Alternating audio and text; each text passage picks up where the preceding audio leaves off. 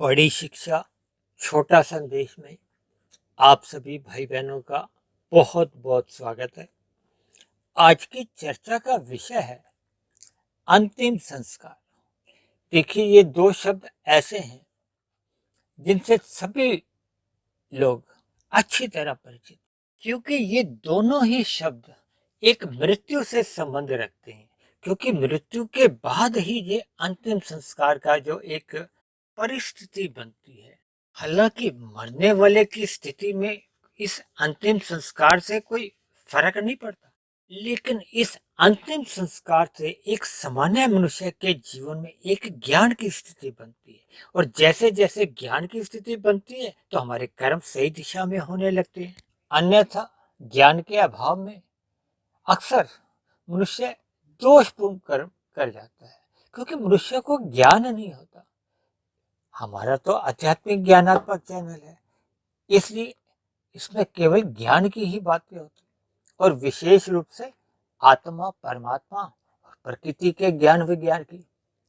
क्योंकि आजकल कोरोना का माहौल चल रहा है, भारत में नहीं विदेशों में भी, यानी कि इस पृथ्वी पे जितने भी देश हैं वो इस समय कोरोना नाम की जो एक संक्रमण बीमारी चल रही है उससे लोग बहुत ही भयभीत हैं, दुखी हैं। और देखा जा रहा है कि इस बीमारी के कारण बहुत से लोगों की जानें जा रही हैं। हालांकि हमारा कोई कोरोना पे कोई आज का कोई चर्चा नहीं है, लेकिन क्योंकि वर्तमान का जो वातावरण ऐसा बना हुआ है, इसलिए उस वातावरण के अनुसार बीच में मेरे मन में आया कि अंतिम संस्कार के ऊपर थोड़ी चर्चा कर लीजिए। क्योंकि अक्सर समाचारों में भी आजकल बहुत अधिक नीचे ऐसी चर्चाएं आ रही हैं, या एक न्यूज समाचार ऐसे आते हैं कि अंतिम संस्कार में भी 20-25 लोगों के ही सम्मिलित होने की एक शर्त सी रख दी गई है, यानी कि पाबंदियां सी लग गई हैं। देखिए, अक्सर आप सब भाई बहन इस बात से परिचित ही हैं, और क्योंकि मेरा आध्यात्मिक चैनल लगभग 90-95% जो लोग हैं वो सुनने वाले 50 वर्ष या उससे अधिक के ही हैं। हालांकि 18, 20, 25 वर्ष के भी कुछ हैं जो मुझे यूट्यूब वालों से आंकड़े आते हैं, लेकिन जो अधिकांश अनुपात है वो 50-55 वर्ष से ऊपर के ही लोगों का है। और अक्सर इस उम्र तक आते आते मनुष्य ये अंतिम संस्कार शब्दों से अच्छी तरह परिचित हो जाता है। और बल्कि मैं तो यहाँ तक मानता हूँ कि मनुष्य इस उम्र तक आते आते प्रत्यक्ष रूप से भी ऐसे अंतिम संस्कार में काफी बार सम्मिलित हो चुका होता है। क्योंकि देखिए, समाज है, समाज में सभी प्रकार की परिस्थितियां होती हैं, सुख दुख चलते रहते हैं। क्योंकि आपके हमारे जो स्थूल शरीर है वो जन्म मरण के साथ जुड़े हुए हैं। हालांकि उस पर भी हम बहुत चर्चाएं कर चुके हैं और भविष्य में भी करते रहेंगे, लेकिन आज का जो हमारी चर्चा का जो एक मुख्य केंद्र रहेगा वो केवल अंतिम संस्कार के ऊपर रहेगा, या दूसरे शब्दों में आप ये भी कह लो, क्योंकि अंतिम संस्कार एक मृत्यु से ही जुड़ा हुआ है। और मृत्यु से मनुष्य जितना अधिक ज्ञान ले सकता है मनुष्य को लेना चाहिए। देखिए, ज्ञान कहीं से भी मिले मनुष्य को अवश्य ही ग्रहण करना चाहिए, क्योंकि ज्ञान के बिना तो मनुष्य की गति ही नहीं है। आप और हम अपने अपने घरों में जब जब अंधकार होता है तो सर्वप्रथम हम प्रकाश करते हैं, क्योंकि हमारे स्थूल शरीर को जब तक प्रकाश की स्थिति नहीं मिलती तो हमारी आंखें होने के बावजूद भी हम सही दिशा में कार्य नहीं कर पाते, हमें ठोकरें लगती हैं। इसी तरह देखिए, जब जब हम एक भौतिक प्रकाश के अभाव में हमारे स्थूल शरीर को ठोकरें लगती हैं, आपने अक्सर देखा होगा, हम कभी भी जब सिनेमा हॉल में भी जाते हैं तो वहां अंधकार होता है अंदर में, तो वहां भी टॉर्च मैन अपने उस प्रकाश की सहायता से ही हमें बताता है ना, उस सीट पर जाकर आप बैठ जाओ, इस सीट पर जाकर बैठ जाओ, यानी कि उसके अभाव में तो हमें ठोकरें लगती है।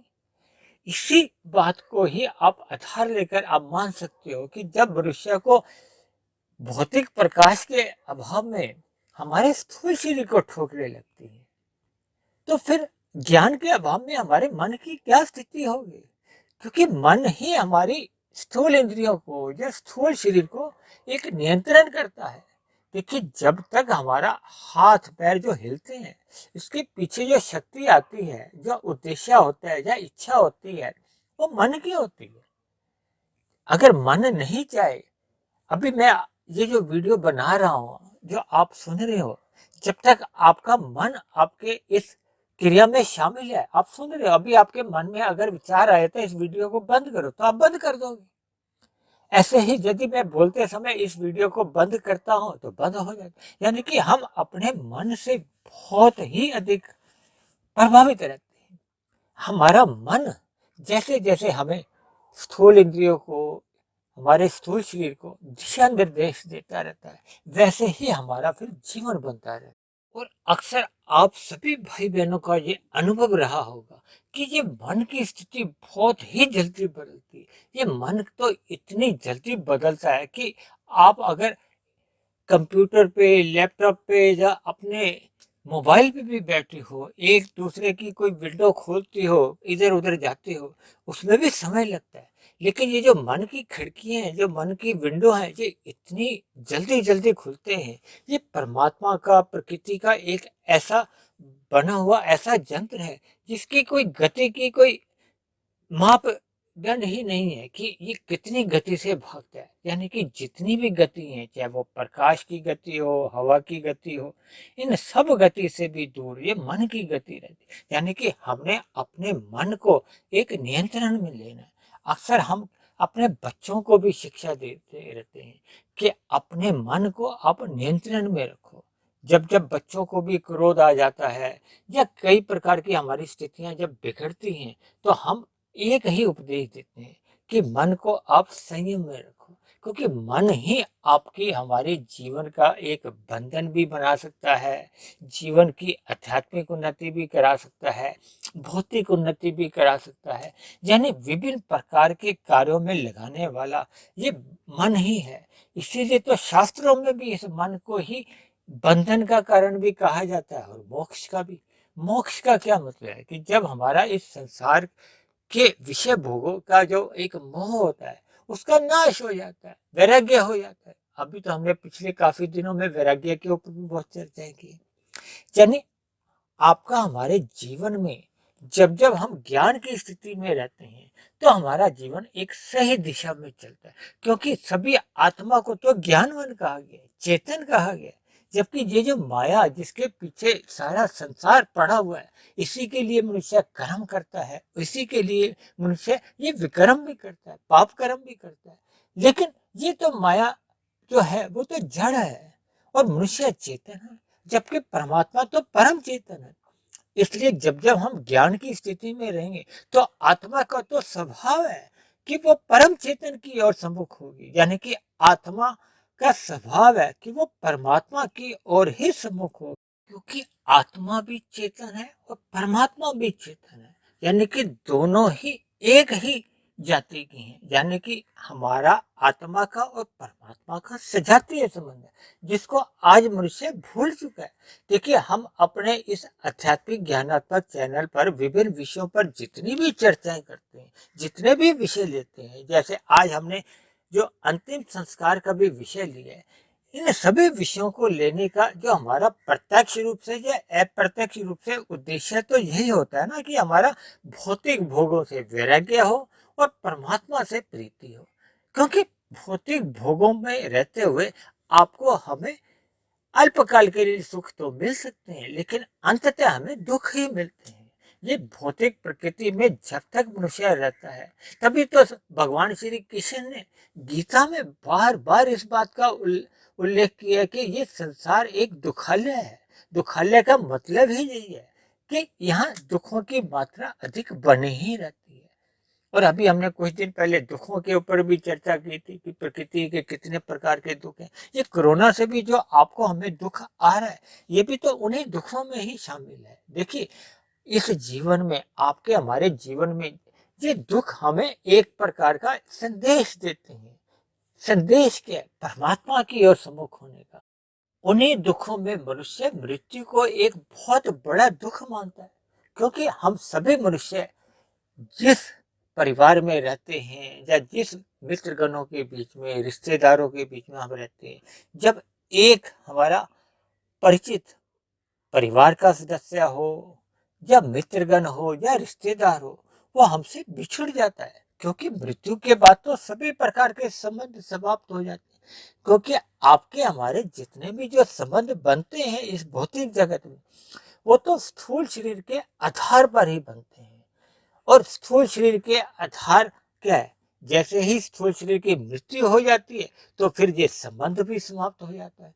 यानी कि मृत्यु आपको और हमें सभी को ही एक बहुत बड़ा संदेश देता है। यानी मृत्यु का जो एक संदेश है वो हम सभी मनुष्यों के लिए है।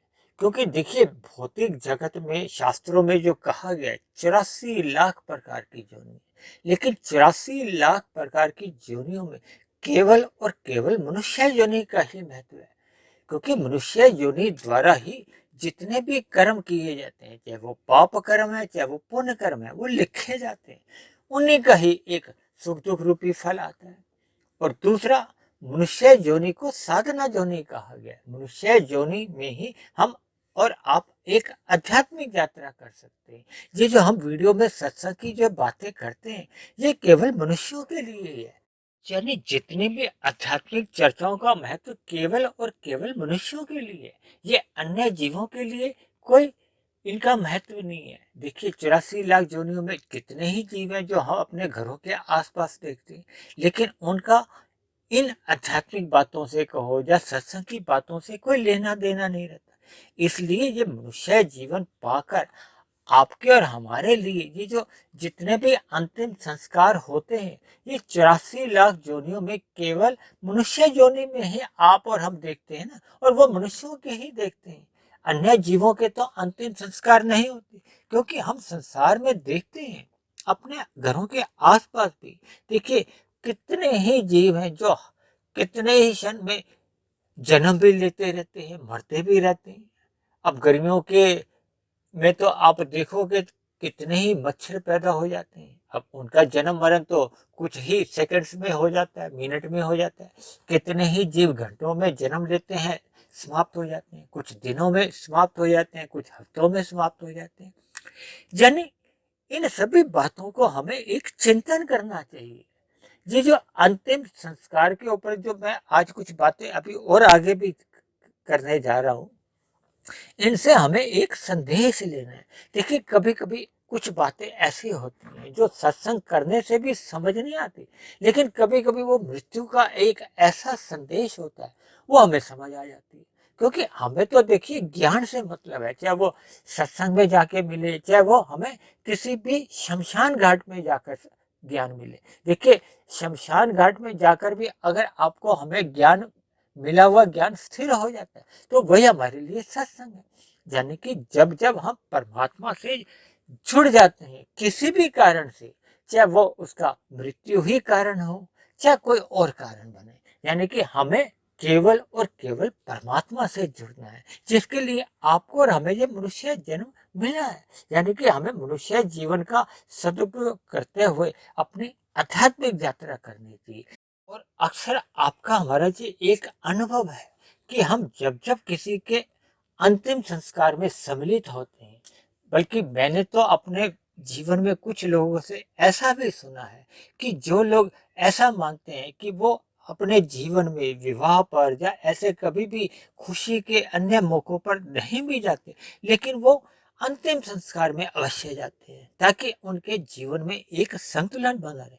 क्योंकि मृत्यु एक परम सच्चाई है जिसको अक्सर मनुष्य स्वीकार नहीं करता। देखिए, हम अंतिम संस्कार में जब जाते हैं तो वो जो जितनी भी क्रियाएं हम वहां देखते हैं, वो उन सभी क्रियाओं से जो मरने वाले की जो एक कर्मों के लेखा जोखा में कोई अंतर नहीं आता। देखिए, मेरा तो ऐसा मानना है, हालांकि शास्त्रों में कहीं भी ये प्रत्यक्ष रूप से ऐसा पढ़ने में मेरे नहीं आया, लेकिन देखिए, मनुष्य जैसे ही अपने जीवन की अंतिम सांस लेता है, तब तक उसके द्वारा जितने भी पाप कर्म होते हैं, चाहे पुण्य कर्म होते हैं, चाहे वो निष्काम कर्म होते हैं, या साधना होती है, यानी जितनी भी परिस्थितियां बनती हैं, वो उसके जीवन में लिखी जाती हैं। यानी कि कर्मों के खाता जो लिखा जाता है, वो पाप और पुण्य कर्मों का लिखा जाता है। और निष्काम कर्म करने से या साधना करने से जितनी भी हमारी जो एक आध्यात्मिक स्थिति में उन्नति होती है,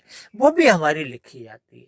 क्योंकि भौतिक उन्नति तो हमारी मरने के साथ ही समाप्त हो जाती है, क्योंकि ये हमें प्रत्यक्ष रूप से हमारे अनुभव में आ जाता है। इससे एक साधारण मनुष्य को सीख लेनी चाहिए, क्योंकि सामने जो मरने वाला मनुष्य है, उसकी जितनी भी भौतिक उपलब्धियां रही थी, वो तो मरने के साथ हम देखते हैं कि यहीं रह गई।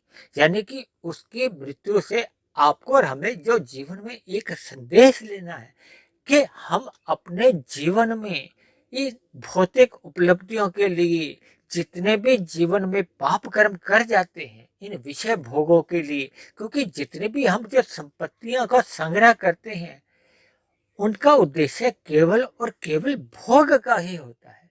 अगर भोग का ही उद्देश्य नहीं हो, तो फिर मनुष्य इन पदार्थों का संग्रह भी नहीं करता। यानी कि मरने वाले जीव से एक मनुष्य को स्वयं की मृत्यु का चिंतन करना चाहिए।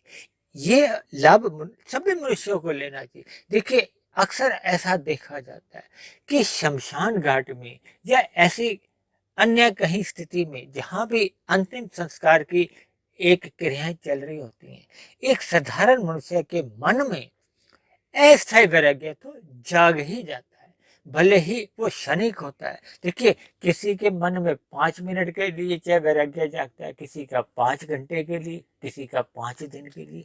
फिर जैसे जैसे मनुष्य अपने जीवन में उन सामान्य परिस्थितियों में लौट आता है, तो फिर वो जो वैराग्य जागा होता है, वो स्थिर स्थिति में नहीं रहता, वो धीरे धीरे धूमिल पड़ने लगता है। धूमिल पड़ते पड़ते फिर वो समाप्त हो जाता है। यानी कि हमने जो अंतिम संस्कार में जितना भी जो एक ज्ञान लिया था, वो ज्ञान हमारा धीरे धीरे धूमिल हो जाता है। यदि उस ज्ञान को हम अपने आप में स्थिर कर लेते हैं, तो फिर वो हमारा एक आध्यात्मिक उन्नति का एक सहायक बन जाता है।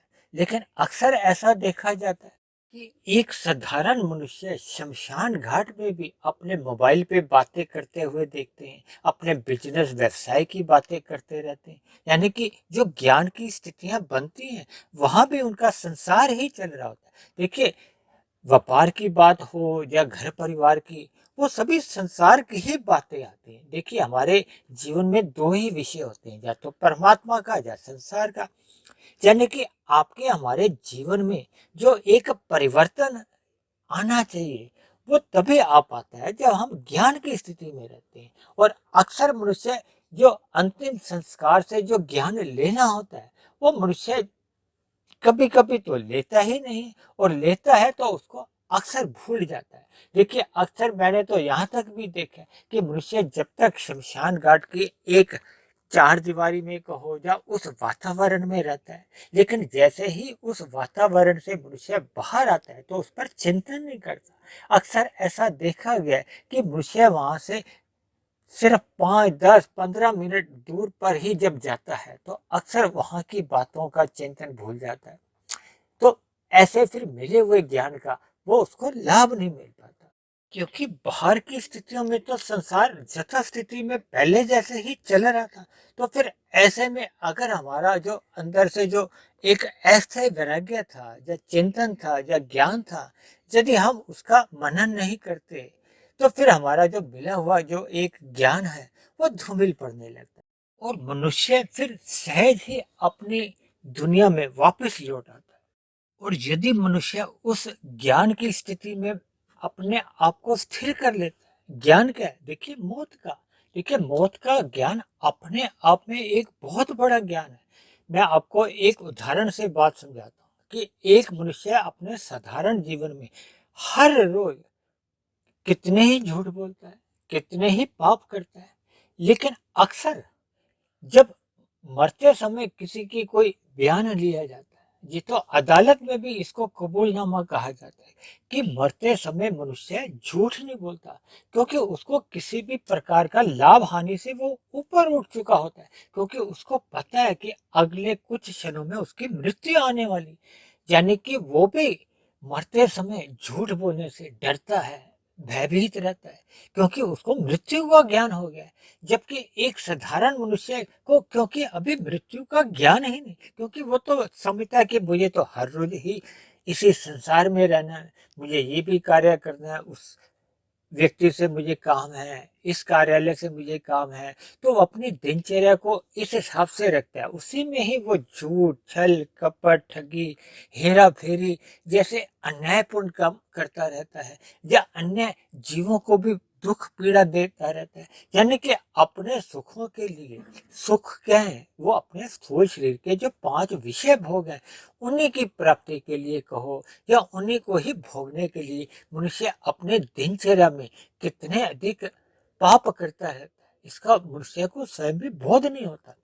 और यदि मनुष्य ये अंतिम संस्कार से या मृत्यु का ज्ञान अपने आप में, मन में स्थिर कर लेता है, तो फिर वो उसके दिनचर्या में परिवर्तन आ जाता है, उसकी चिंतन में, उसकी सोच में फिर ये प्रकृति के भोगों के प्रति एक सहज ही वैराग्य होने लगता है, क्योंकि ज्ञान का स्थिर होना सत्वगुण की स्थिति होती है, और भोग जितने भी होते हैं वो रजोगुण के कारण होते हैं। ये संसार के जितने भी विषय भोग के आकर्षण है, गंध, रस, रूप, स्पर्श और शब्द, ये 5 विषय संसारी आकर्षण है, ये हमें रजोगुण के कारण अधिक अच्छे लगते हैं, और इन्हीं रजोगुण के भोगों के कारण ही मनुष्य रजोगुण में रहता हुआ अगर कर्म करता है तब तो उसकी अधोगति नहीं होती। लेकिन जब जब मनुष्य इन विषय भोगों की प्राप्ति के लिए तमोगुण में गिर जाता है, यानी कि पाप कर्म कर जाता है, तो फिर मनुष्य की मरने के बाद अधोगति होती है।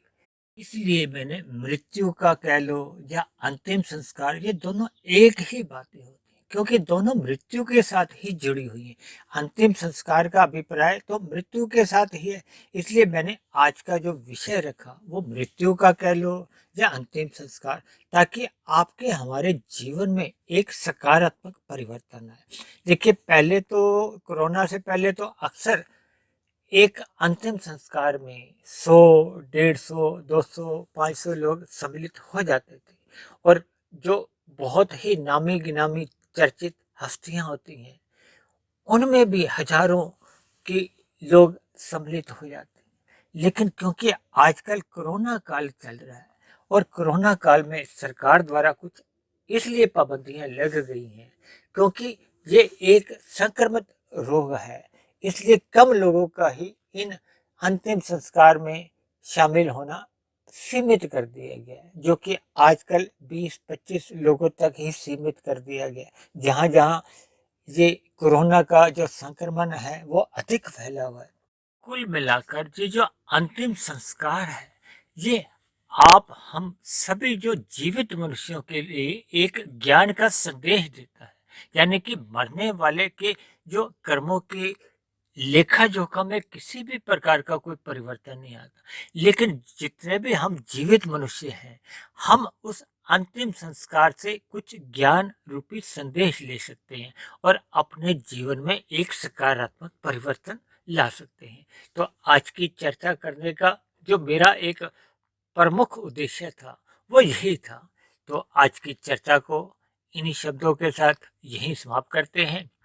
आप किसी भाई बहन का कोई प्रश्न हो, कोई मेरी कही गई बात आपको समझ में नहीं आई हो, या मेरी कही गई बात पे आपको किसी प्रकार की कोई आपत्ति हो, मेरी कही गई बातें आपको तर्कसंगत सही नहीं लगती हो, तो आप नीचे दिए गए कमेंट्स बॉक्स पर जाकर आप अपने प्रश्न, आपका कोई सुझाव हो, आपकी कोई आपत्ति हो, तो आप उसको लिख सकते हैं।